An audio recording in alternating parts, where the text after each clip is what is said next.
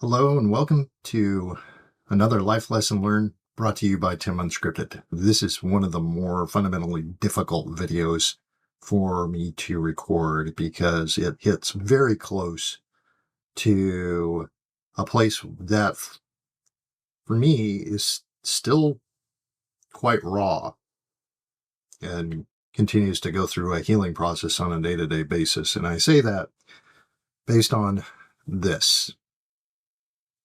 What you're seeing, what I just showed you right here, is my retired ID card from my time in the United States Navy Reserve.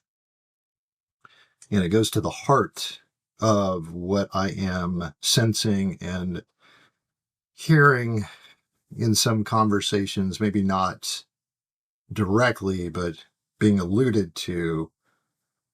And it prompted what I am going to probably end up doing is as a series of blog posts on timdickey.com around the disruption that generative AI specifically, but AI generally, is creating in the workforce. So let me take a pause and frame this for you, give you the context.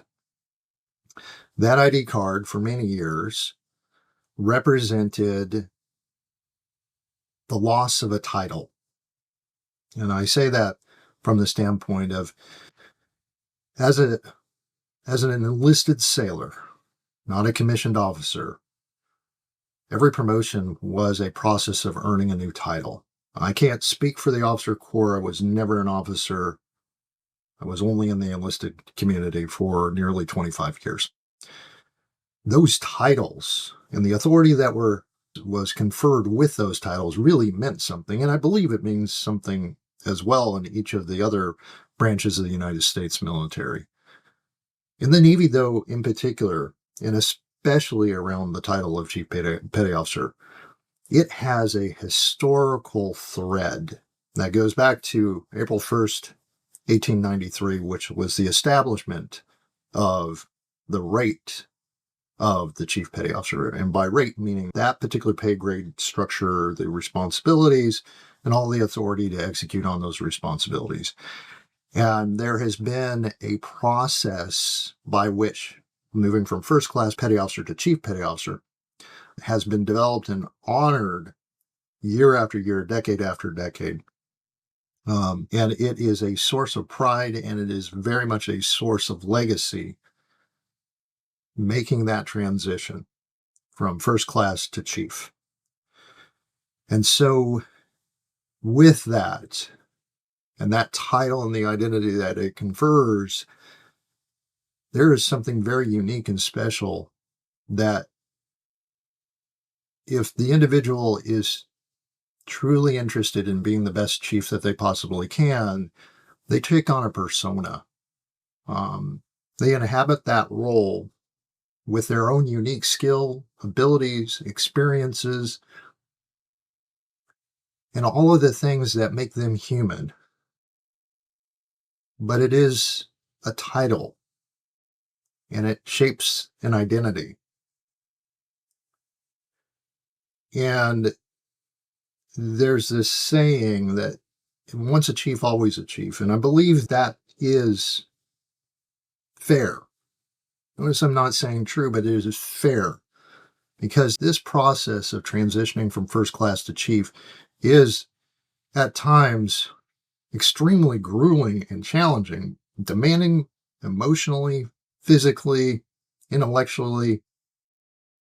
Those are just three of the metrics that I can think of right off the top of my head. And as a result of that, and this movement into this role, into this position, and the title that is associated with it has such a substantial investment around it,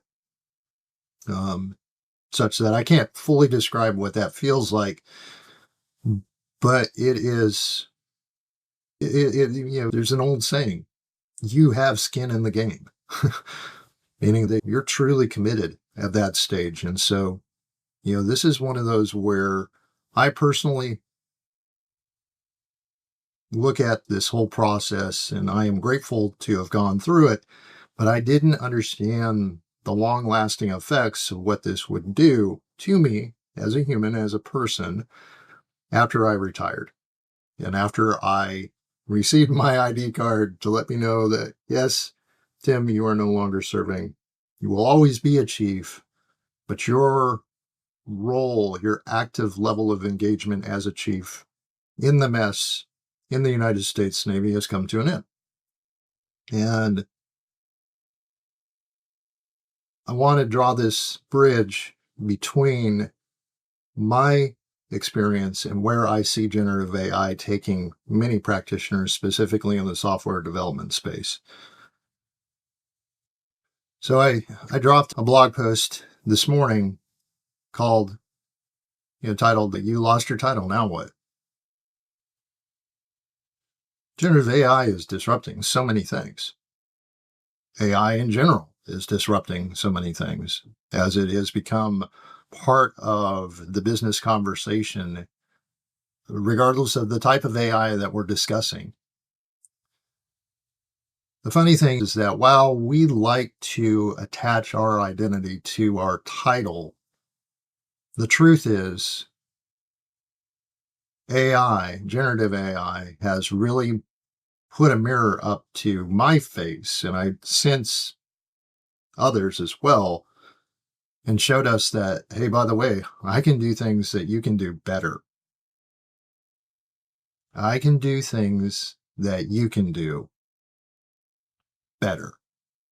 And so now it is not, it's a forcing function in my assessment. It is no longer whether I'm really great at what I do task wise.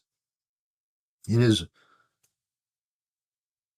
about the soft skills. It's about using judgment and being ethical and making decisions that are morally unambiguous, and taking responsibility and, dare I say, accountability for when the tools move in the wrong direction, which does happen at this stage. They're only as bad as they're ever going to be. They're going to get better. So what does that mean? What it means practically is that I think we're seeing where I may be sensing, intuiting the emergence of an identity crisis within the software product development community. And that troubles me. It concerns me from a human level. And I say that because when I moved into consulting, I realized that the title, whatever that would look like, would always come with an asterisk. The title itself wasn't the important thing. It was what I brought to the table. It was how I could synthesize potential solutions to the problems that a company, a team, an individual, any formation of human groups might be facing. How I might be able to think divergently and convergently, using terms from design thinking, around what the options might look like. How I might be able to use a framework like Cynefin in order to figure out whether we were operating in the complex domain or in the complicated domain. Connecting dots where there didn't seem to be a logical, explicit connection. Notice I say explicit, because the way that the human brain operates, to the best of my understanding, is that we make a lot of inferences that are implicit. The hardware and the software have yet to catch up to that implicit inference, that connection notionally through patterns that we recognize emerge over the course of a career, makes sense in the context in which we're trying to solve problems. It's the overlay for me of my military background to the problems that I see businesses facing today.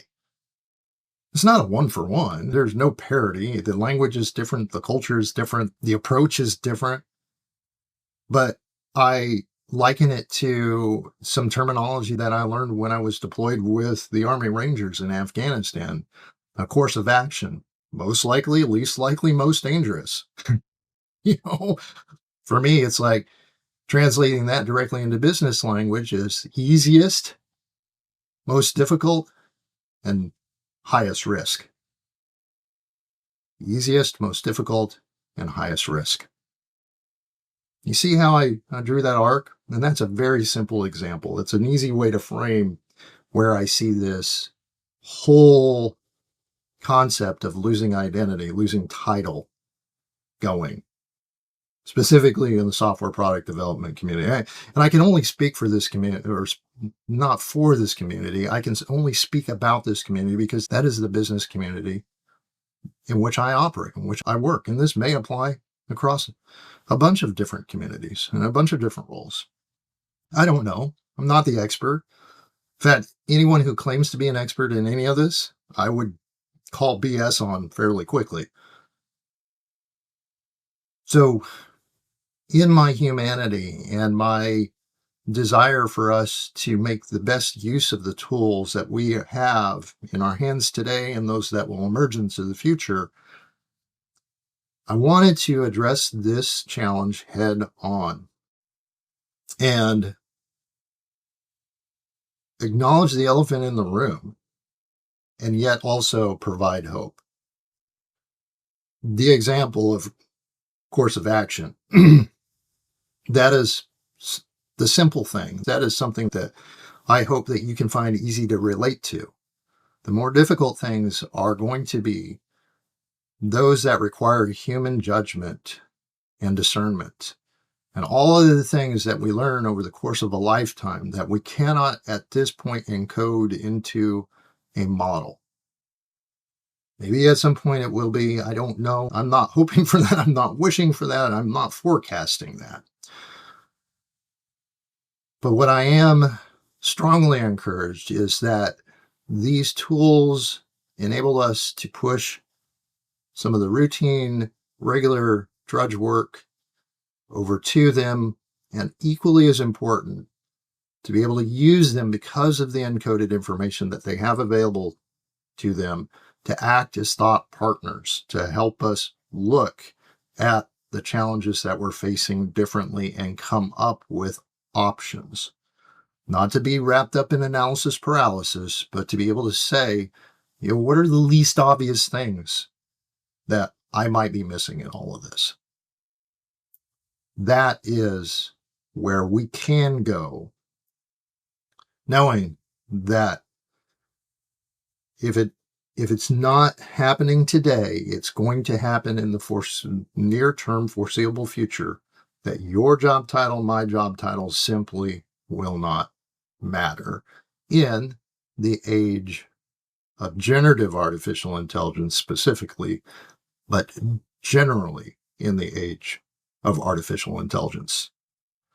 Sobering video, not one that I thought I would be recording on a weekend morning, but one that has been weighing in my subconscious for a while, and I knew that I needed to get it spoken, posted, and there for people to reflect on. So this is that life lesson that I am actually walking through right now alongside of you, that I invite you to come with me on this journey and learn and grow and be the best human that you can possibly be in the midst of one of the most disruptive periods we are seeing in human civilization. Take hope, be encouraged, and know that you're not alone. Thank you for watching.